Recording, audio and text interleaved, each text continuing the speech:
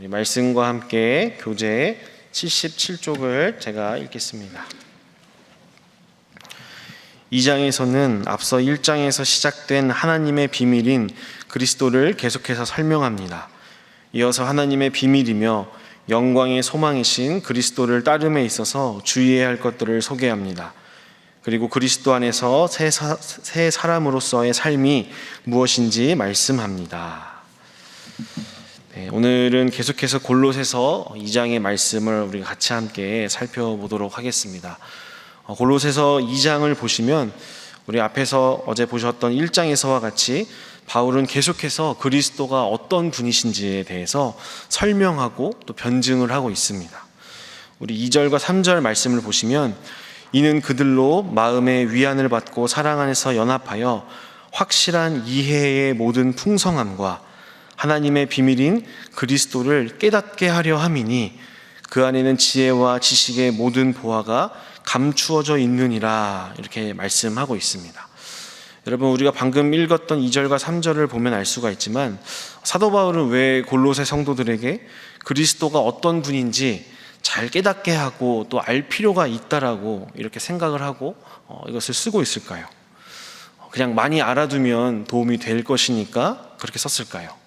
아닙니다. 우리가 4절 말씀을 보면 그 이유가 더욱더 분명하게 나와 있습니다. 4절 말씀에 보면 내가 이것을 말함은 아무도 교묘한 말로 너희를 속이지 못하게 하려 함이니 라고 말씀을 하고 있습니다. 무슨 말이냐면 당시 골로새 교회에는 잘못된 가르침을 전하는 거짓 교사들이 있었다는 것입니다. 골로새 교회는 바울의 동역자인 에바브라로 인해서 세워졌을 것이라고 보고 있습니다. 이렇게 먼저 전해진 그 복음을 거짓 교사들이 들어와서 잘못 해석하고 또 받아들이게 만들기도 했었습니다. 8절 말씀을 보면 누가 철학과 헛된 속임수로 너희를 사로잡을까 주의하라. 이것은 사람의 전통과 세상의 초등 학문을 따름이요 그리스도를 따름이 아니니라. 아멘. 네, 이렇게 말씀에 나와 있듯이 거짓 교사들이 당시 그 지역에 팽배해져 있었던 종교와 철학으로 본래 전달된 복음의 본질을 흐리게 만들고 있었기 때문에 사도 바울은 골로새 교회에 이 서신을 보냈던 것입니다. 오늘 이 골로새서의 말씀을 통해서 오늘도 우리가 경계해야 할, 또 주의해야 할 것이 무엇인지, 또 어떤 것을 우리가 붙잡아야 할 것인가에 대해서 우리가 한 가지의 교훈을 붙잡고 함께 기도의 자리로 나아가도록 하겠습니다. 우리가 오늘 함께 기도할 제목은 세상의 가치로부터 깨어 그리스도만 따르게 하소서입니다. 세상의 가치로부터 깨어 그리스도만 따르게 하소서입니다. 우리가 오늘 본문 8절의 말씀을 우리 다 같이 우리 함께 읽어보겠습니다. 8절 말씀입니다. 시작. 누가 철학과 헛된 속임수로 너희를 사로잡을까 주의하라. 이것은 사람의 전통과 세상의 초등 학문을 따름이요 그리스도를 따름이 아니니라. 아멘. 네, 앞에서 말씀드린 것처럼 골로새 교회의 거짓 교사들이 들어와서 당시 골로새 지역에 팽배해져 있었던 종교와 철학을 가지고 사람들을 미혹했습니다.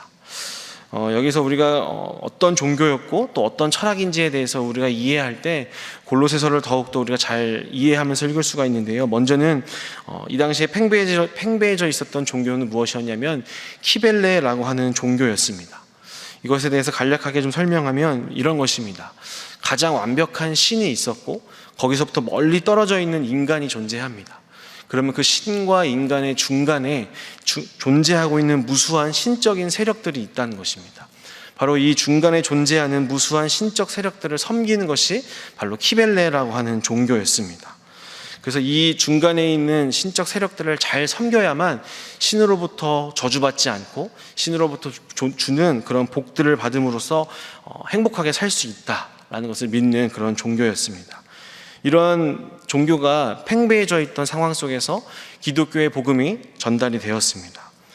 그래서 하나님의 아들 예수님이 전달되었는데 이러한 키벨레라는 종교를 믿고 있었던 그런 토대 위에서 이 기독교의 복음이 들어갔을 때 예수님은 어떤 분이냐, 예수님은 어떻게 여겨졌냐면 이 키벨레 종교로 치면 바로 중간 세력에 해당하는 분으로 여겨지게 됐습니다.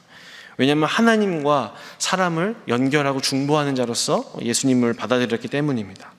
그래서 신에게 복받고 저주받지 않으려면 예수님께 잘 보여야 되고 예수님을 잘 섬겨야 된다고 보았습니다. 여기까지는 좋은 것 같습니다. 근데 치명적인 문제가 있었습니다. 그것이 무엇이냐면 예수님만 잘 섬기면 안 된다라는 것이었습니다. 왜냐하면 예수님은 무수한 중간 세력 중에 하나로 여겨졌기 때문이었습니다.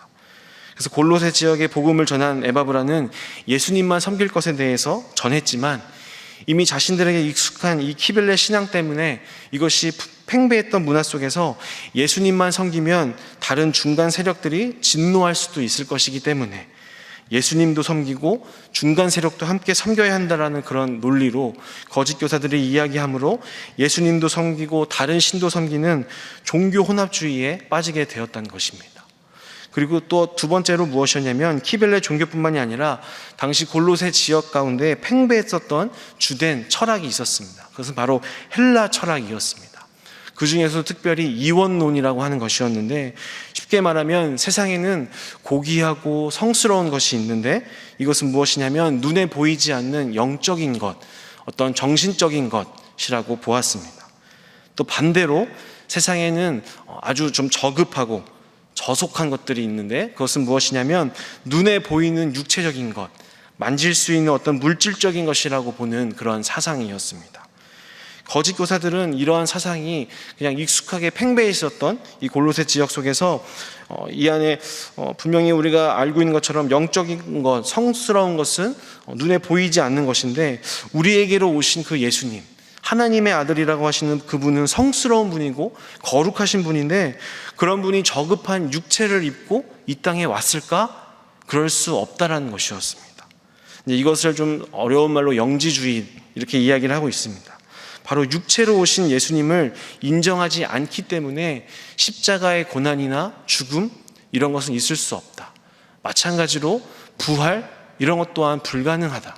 그런 것들은 있을 수 없다라고 그러한 거짓된 가르침을 주었습니다. 그래서 예수님은 마치 환상 같은 존재로 여겨지게 하였다는 것이죠. 이와 같이 골로새 교회는 그들이 본래 가지고 있는 키벨레 종교와 헬라 철학이라는 세속적인 가치와 그런 토대 위에서 기독교 신앙을 받아들였습니다.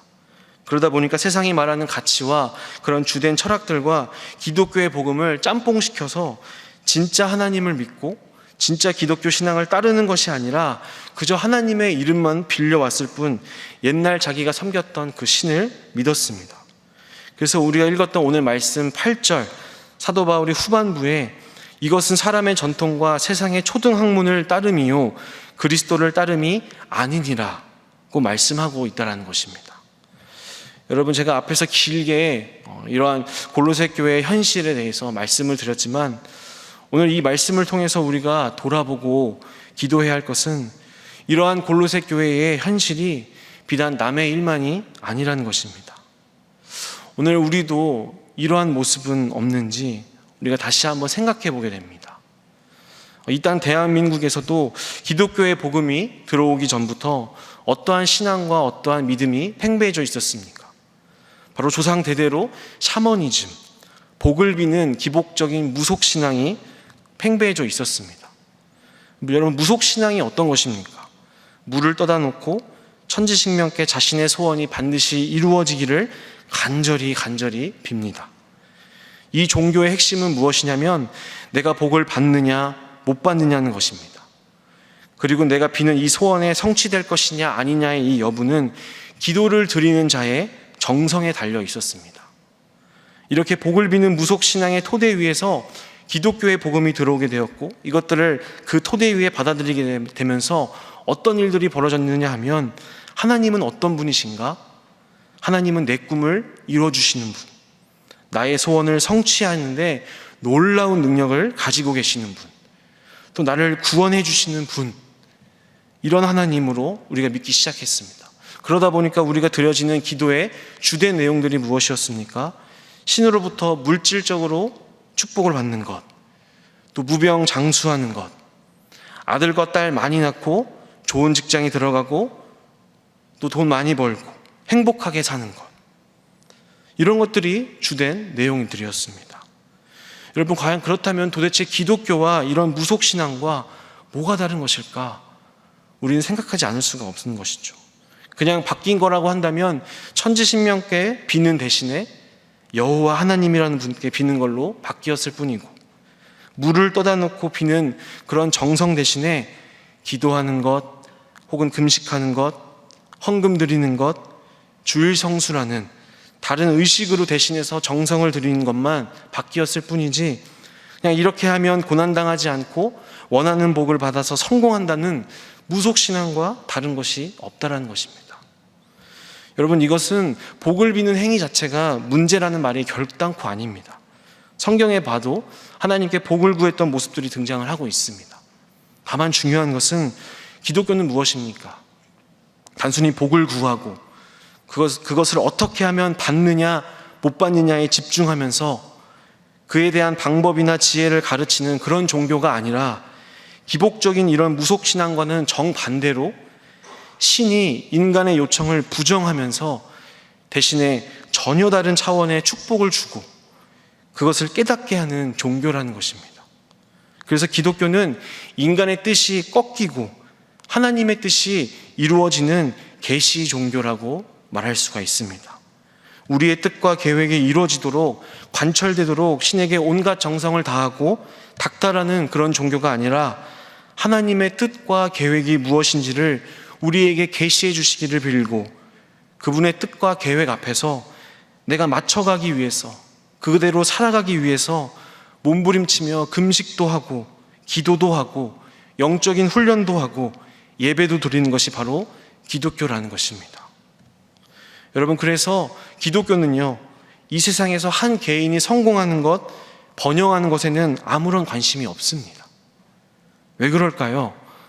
하나님의 말씀, 또 예수 그리스도께서 이 땅에 오셔서 우리에게 가르치셨던 이 삶의 모습은 자기를 부인하는 것이고, 세상 욕심을 십자가에 못 박는 것이고, 이기심과 탐욕으로부터 해방되는 것이고, 일용할 양식에 감사하는 것이고, 자족하는 삶에 있기 때문입니다.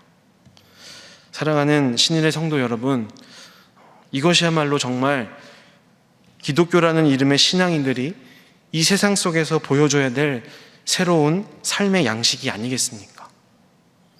그러나 여전히 하나님과 예수님의 이름을 부르고 있지만, 모든 예배 모임과 의식에는 잘 참여하고 있지만, 여전히 나의 이기심과 탐욕으로 똘똘 뭉쳐서 교회라는 공간 안에 모여서 세상의 가치와 가르침에 따라서 내 인생이 주님 덕분에 대박나기를, 내 인생이 주님 덕분에 성공하기만을 구하면서 자기를 위한 그런 신앙 속에서 살고 있진 않은가? 우리가 하나님 앞에서 치열하게 물으면서 우리 자신을 살피며 기도해야 할 것입니다. 우리가 올해 교회 표어가 무엇인지 우리가 늘 예배 때마다 외치고 있습니다. 바로 믿고 삶으로 전하는 행복한 신일 교회입니다. 그래서 정말 우리가 바로 믿는 것이 중요합니다. 내가 가지고 있는 세속적 가치와 나의 이기심과 욕심을 섞는 그런 믿음이 아니라, 정말 하나님께서 우리에게 말씀하시는, 정말 하나님께서 우리에게 가르치시는 그 신앙이 무엇인지 말씀을 바로 믿고 그것이 정말로 삶으로 증거될 수 있어야 할 것입니다. 그렇게 함으로 오늘 8절 말씀처럼 사람의 전통과 세상의 초등학문을 따름이요 그리스도를 따름이 아니다라는 그런 평가가 아니라, 진정으로 그리스도를 따르노라고 칭찬받을 수 있는 저와 여러분 되시기를 주님의 이름으로 축복합니다. 이 시간 우리 마지막으로 로마서 12장 2절 말씀을 기억하시면서 함께 기도의 자리로 나아가도록 하겠습니다. 제가 읽겠습니다. 너희는 이 세대를 본받지 말고 오직 마음을 새롭게 함으로 변화를 받아 하나님의 선하시고 기뻐하시고 온전하신 뜻이 무엇인지 분별하도록 하라. 아멘. 우리 이 시간 기도하실 때, 하나님, 세상에서 말하는 세속적인 가치관에 사로잡혀서 여전히 똑같이 그 가치관을 토대로 하나님을 이용하면서 그리스도를 따르고 있다고 착각하지 않도록 성령께서 우리의 마음을 살피시고 또 새롭게 하시고 늘 말씀을 통해서 변화를 받아 하나님의 선하시고 기뻐하시고 온전하신 뜻이 무엇인지 분별하는 우리가 되게 하소서라고 기도하시고, 또 계속되는 코로나19 위협 속에서 또 온 세계와 이 나라를 지켜주시도록 또 우리의 중보가 필요한 우리의 사랑하는 성도들을 기억하시면서 우리 다 함께 기도하도록 하겠습니다. 함께 기도하시겠습니다. 주여 믿습니다. 주여 믿습니다. 주여 믿습니다.